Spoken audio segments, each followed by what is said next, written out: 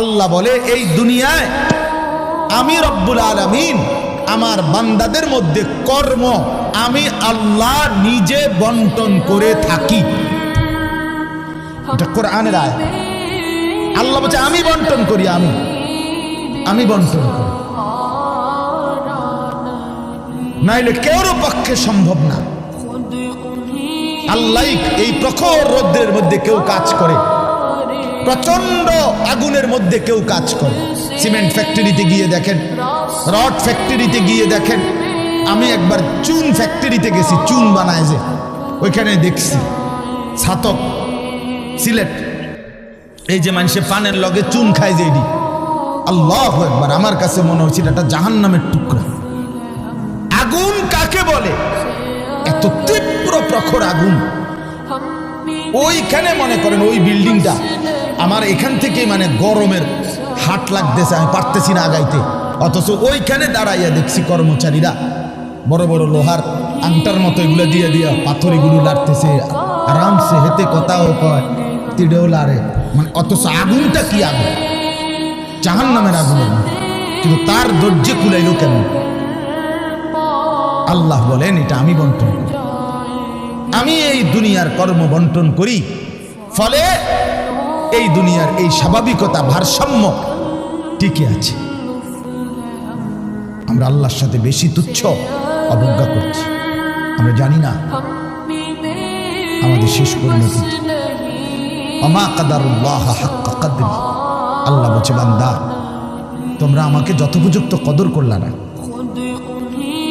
ওয়াসসামাওয়াতু মাতবিয়াতুন বিয়ামিনি, আল্লাহ বলে জানো বান্দা আমি সেই আল্লাহ যে চাইলে এক সেকেন্ডে এই 7 আসমান একটা পলকের মধ্যে মিনিটের ভিতরে গুটাইয়া আমি আমার কুদরতি হাতে নিয়ে আসতে পারি। তুমি কোন নেতার উপরে ভরসা করে অহংকারী করছো? কিসের উপর? তোমার এই বিল্ডিং না, তোমার এই টাইলস, তোমার এই 5 তারার ফাইলিং, তোমার এই ইঞ্জিনিয়ারের নিশ্চয়তা, আপনার এই সয়েল টেস্ট রিপোর্ট, এটার উপরে ভরসা করে আপনি অহংকার করছেন না? স্বামী বিদেশ, এ কারণে মা বোন বাজারে ঘুরছেন না? বাস্তবাদের ছেলেরা, তোমাদের বাবা কিছু টাকা রোজগার করছে, এই কারণে জিন্দেগি এভাবে ফেলে দিলা। এক ওয়াক্ত নামাজ পড়তে মন চায় না, তাহলে আল্লাহ লাগবে না বন্ধু? না, মালিক লাগবে না? সোজা কথা, অনুভূতি জাগা দরকার দোস্ত, বিবেক জাগা দরকার। বলেন সারা দিনে মোবাইল টিপে জিন্দেগির কি অর্জন হচ্ছে? জীবনটা আমাদেরকে কি পরিমাণ হায়াতের সময় আমাদের নিচ্ছে। আহা যুবক, যদি বুঝতেই হবে বাপ, অচিরেই বুঝবেন, অচিরেই বুঝবেন। এই প্রযুক্তি আগে ছিল না, আগামী দিনে থাকবে না। ফেসবুক থাকবে, ইউটিউব থাকবে, যেহেতু আগে ছিল সামনেও থাকবে। কত প্রযুক্তি তো নাই। ফিতাওয়ালা সেই ক্যাসেট এখন নাই। তখন কি ফিতাওয়ালা ক্যাসেটওয়ালারা ভবিষ্যৎবাণী করছিল যে এটা আর থাকবে না? পাতলা পাতলা যে সিডি, এগুলো তো এখন নাই। তখন কি ওই সিডিওয়ালারা ভবিষ্যৎবাণী করছিল যে এগুলো থাকবে না? এটাও থাকবে। ওয়াখলুকুকুম মা লা তা'লামুন, কোরআনুল কারীমে আছে। আল্লাহ তাআলা বলেন ওয়াল খাইলা ওয়াল বিগালা ওয়াল হামিরা লিতারকাবুহা ওয়া জিনা, আমি আল্লাহ তাআলা গাধা, ঘোড়া, খচ্চর তোমাদের যানবাহনের জন্য দিয়েছি। মজার কথা হলো এরপরে আল্লাহ বলছে এরপরে আমি অচিরেই সামনে আরো অনেক কিছু বানাবো, সৃষ্টি করতে থাকবো যা তোমরা জানো না। মুফাসসিরিনে কেরাম বলে এই কথাটাই প্রমাণ করে কোরআনের যে পৃথিবীর কোনো আধুনিকতাই এখানে শেষ হবে না, এর চাইতে আবার আগে বাড়বে, আরো সামনে। বুঝেন নাই কথাটা? আধুনিকতা এখানে শেষ, এখানে শেষ। বরঞ্চ ইসরাফিলের ফু পর্যন্ত উৎকর্ষ আধুনিকতা বাড়বে, আরো আসবে। আসবে, আরো আসবে, আরো আসবে। আর কি হইতে পারে আপনি দেখবেন।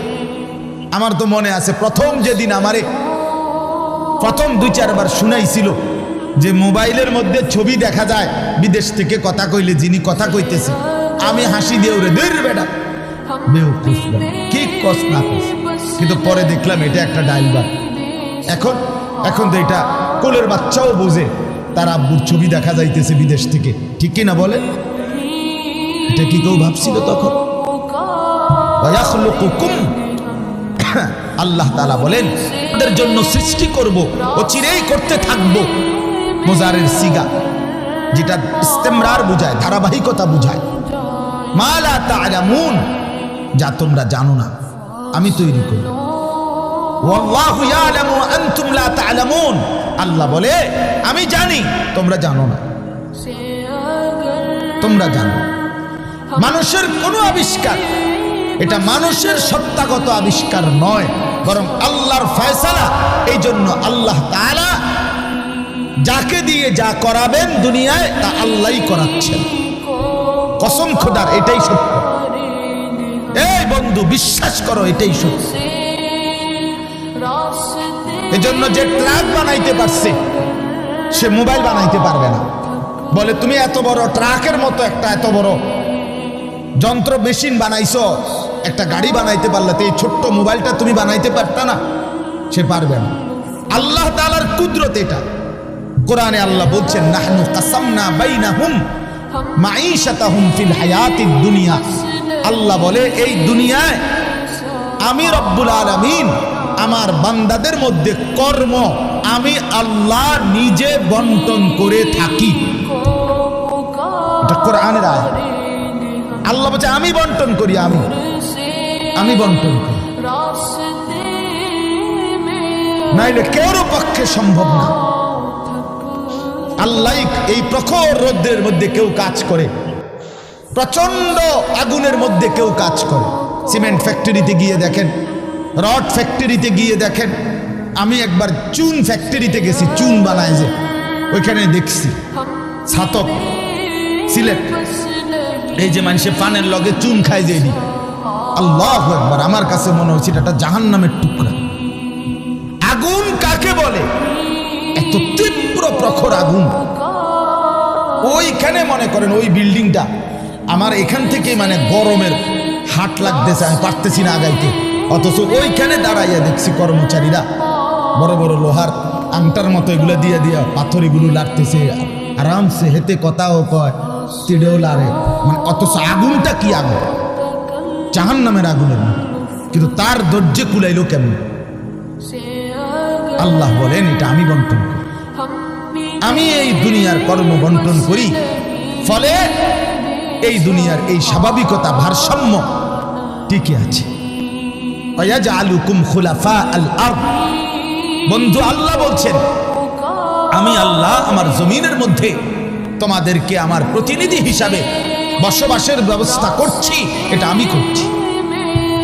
আপনি শুধু একটা বার বলেন, একটা লোক এখানে এই যারা মনোযোগ দিয়ে শুনতেছেন, আপনি বলেন একজন চেয়ারম্যানকে বলুক, এই চেয়ারম্যান সাহেবরা এনে বসাইয়া, মনে করেন একটা ইউনিয়ন যে আপনার এখানে মোট 4000 ভোটারের ভোটে আপনি নির্বাচিত হয়েছেন, ধরে নিলাম। এই 4000 ভোটারের মধ্যে এই ইউনিয়নে মানুষের প্রয়োজনীয় যে কাজগুলো এগুলো আপনি বন্টন করে দিবেন। আপনি যেহেতু জনপ্রতিনিধি, আপনি ভাগ করে দিবেন। রিক্সা চালাইব কয়জন, অটো চালাবে কয়জন, জুতা সেলাই করব কয়জন, চুল কাটবে কয়জন, তরি তরকারি করবে কয়জন, টয়লেট বাথরুম সাফ করবে কেডা কেডা, এটি আপনি লিখতে দিবেন। চেয়ারম্যানের বাপ না, চেয়ারম্যানের 14 গোষ্ঠী পারবে এটা মিলাইতে? কথা বলেন না, পারবে এগুলো বন্টন করে দিতে? যারে প্রথম বলবো যে তুমি রিক্সাটা চালাইবা, তে কব কি আমি কি ভোট অর্ধেক নিয়ে দিছি, আপনি প্রথম রিক্সাটাই আমারে দিলেন, আপনি কি কমপক্ষে প্রাইভেট কার্ডটাও দেখলেন না? বলবে কি না বলেন না? সম্ভব এটা? সম্ভব। সুবহানাল্লাহ। নাহনু কাসামনা বাইনাহুম মাঈশাতাহুম ফিল হায়াতিদ দুনিয়া। রব্বুল আলামিন বলেন দুনিয়ার হায়াতে আমার প্রতিটা বান্দার কর্মের বন্টন আমি করে থাকি। ওয়ারাফা'না বা'দাহুম ফাওকা বা'দিন। এরপরে আজীব কথা আল্লাহ বলেন, আমি রব্বুল আলামিন আমার বান্দাদের মধ্যে এই দুনিয়ায় একদল আরেক দল, একজন আরেকজনের উপরে মর্যাদাবান করে থাকি। ফলে লিয়াত্তাখিযা বা'দুহুম বা'দান সুখরিয়া, ফলে আমার বান্দারা একে অপর থেকে নিজেদের প্রয়োজনীয় কাজগুলো আদায় করতে পারে। সুবহান আল্লাহ বলেন, আমি মাথায় ঢুকাইছি, তুই রিক্সা চালা, এই প্যাসেঞ্জার তোর সিটের উপরে বসে, সে বসে থাকবে, তুই চালাবি। আল্লাহ বলেন এটা এই যে একজন দুইজনই মানুষ, এটাও মানুষ ওটাও মানুষ। এই লোকটা প্রতিটা প্যাডেল মানে রিক্সা ঘুরাচ্ছে, তার ঘাম বাইয়া পড়তেছে, আত্মে বেটা জমিদারের মতো সে এয়াটার মধ্যে, ফোমের এয়াটার মধ্যে সিটটার মধ্যে বইয়া মোবাইলে কথা কয়, ঠ্যাং দুটা আলগি দিয়া, কিরে বেটা কি তারি। তা সে যদি বলতো বেটা প্রয়োজনে ভিক্ষা করে খামু বেটা, তো তোরে এভাবে টাইম তার নাম বেটা দুজন একটা জামু। কথার কথা কে তারে বুঝাবে? কিন্তু আল্লাহ তাআলা বলেন, আমি আমার এই বান্দাদের মধ্যে বুঝাইছি, একজন ড্রাইভার, একজন প্যাসেঞ্জার, একজন বিক্রেতা, একজন ক্রেতা, একজন সারাটা দিন মেহনত। আহা বন্ধু, আমি তো অনেকবার, আমি ঢাকা যখন পড়ালেখা করছি কত সময় তাকায় দেখছি, এই যে গার্মেন্টস মিল ফ্যাক্টরির শ্রমিকরা, ছেলে মেয়েগুলো কি পরিমাণ মানবেতর জিন্দেগি। তারা এই 8 ঘন্টা 10 ঘন্টা ওভার টাইম করে ডিউটি শেষ করে ছোট্ট ছোট্ট খুপড়ির মতো কোন রকম জিন্দেগির জীবনটা তারা কষ্ট করে চালায়। অল্প কয়টা টাকা বেতন পায়, বেতনটার জন্য কত সময় কত আন্দোলন করতে হয় তাদেরকে।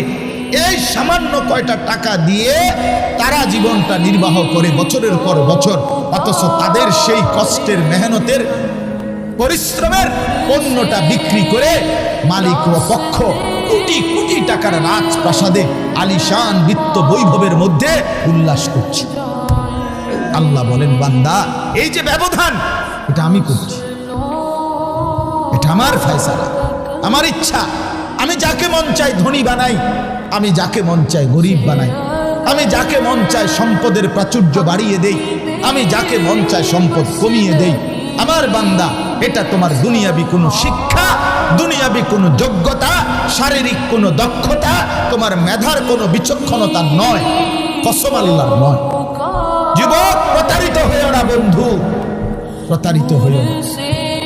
তোমার মতো সুখী সচ্ছল ছিল, বাবার সম্পদ ছিল, চাকরি ছিল, বাবা বিদেশ ছিল, এরকম হাজারো সন্তান আজকে উদ্বাস্তু শরণার্থী শিবিরে, শরণার্থীর মতো মানবেতর জীবন ফিলিস্তিনে, রোহিঙ্গাতে, সিরিয়াতে, ইরাকে মুসলমানের লক্ষ কোটি সন্তান রোহিঙ্গা আরে শরণার্থী উদ্বাস্তু হিসাবে মানবেতর জীবন যাপন করছে। এরা, এদেরও ফ্যামিলি ছিল, এদেরও মা ছিল, এদেরও বাবা ছিল, এদেরও ব্যাংক ব্যালেন্স ছিল, এদেরও হাস্যোজ্জ্বল চেহারা ছিল। বরং আমাদের চাইতে আরবের মানুষের চেহারা লক্ষ কোটি গুণ বেশি সুন্দর। বন্ধু আমার, কি রঙে, আমার কথা শেষ, আমি বেশি আর বাড়াবো না। কি পাইয়া আজকে আমাদের সন্তানদের হালাত আমি বুঝি না। আরে বন্ধু, কি গুপ্তধন পাইয়া গেলা, কোন জমিদারি পাইয়া গেলা, যে জমিদারির কারণে আল্লাহকে এভাবে ভুলে গেলা? কারণটা কি? মুসলমানের বাবারা এভাবে ভুলে গেলেন কেন? মুসলমানের মারা এভাবে বপর্দায় বেপর্দায় নামে গেলেন কেন? মুসলমানের বোনেরা এইভাবে অসভ্যতায় নেমে গেল কেন? হায়া কোথায়, লজ্জা কোথায়, শরম কোথায়? আল্লাহকে এভাবে ভুলে গেলেন কেন? যে ঘরে বাপ মা জীবিত, অথচ খোদার 365 দিনে একটা বছরে, একটা 16 বছরের 18 বছরের ছেলে মেয়ে, আহা, আপন মা বাপ জীবিত থাকতে কোনদিন একটা বছরে ফজরের নামাজ পড়ল না। এত বড় জানোয়ার মুসলমানের ঘরে ঘুমায় কেন? বলে এত বড় অসভ্য এক মুসলমান বাবা মা এই সময় এত বড় নাফরমান নিয়ে এই ঘরে জীবন চলছে কেন? কারণটা কি? আল্লাহকে এভাবে ছেড়ে দিলেন কেন? আখেরাত এভাবে ভুলে গেলেন কেন? কি ব্যাপারটা কি?